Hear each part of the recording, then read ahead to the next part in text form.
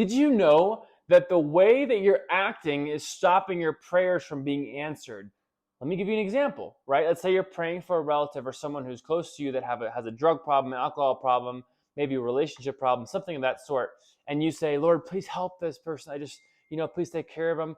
And then you go out and you start talking to other people and you say, man, I'm just worried about this person. I'm worried, I think they're going to kill themselves. They're just acting crazy. I don't think they're ever going to change. Well, wait a minute. You just gave that to God, and now you're saying you don't believe they're ever going to change. So what you're saying is you don't believe actually anything's going to happen. You're basically taking everything that you've given to God and taking it back into your own hands. That's why God can't take care of it, because you take it back. So stop taking it back. Say you want to make rent. You don't have the money for rent, and you say, Lord, I need the money for rent. I need to make rent this month.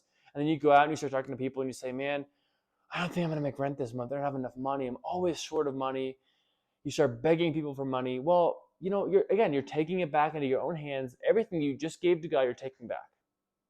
So stop taking it back. Jesus said in Mark 11, verse 24, that we should believe whenever we pray for something, believe that we receive from God what we pray for when we pray. We don't believe that we've received it when I can see it, but when I pray. That's why in John 20 it says, blessed are those who have not seen and yet believed. Because if I can see something, if a couch is right in front of me, I don't need to believe that it's there because I can see it. And there's no faith involved. So I want to give you an example of that. So in Genesis 17, verse 5, God says to Abraham, I have made you a father of many nations. At this point, Abraham had no kids. His wife wasn't pregnant, and they were both super old, right? So there was no hope or anything that they would have a kid. But God is already saying, I have made you a father of many nations. And in Romans 4, that same verse is quoted, and it said right after that, the God who calls things that are not as though they were. And the Bible also says we should be imitators of God, right?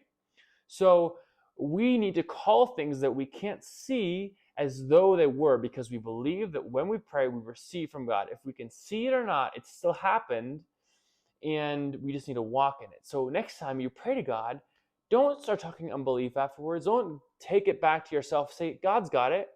And you say, and if people ask you if you're worried about making rent, you're like, no, I'm not worried about it. God's going to take care of it. Finished. If people start talking bad about this friend or family member of yours, you say, well, God's going to change him. Don't worry, guys. God's working on him. Finished. And then you stop talking unbelief and you walk in faith. You believe that you receive when you pray.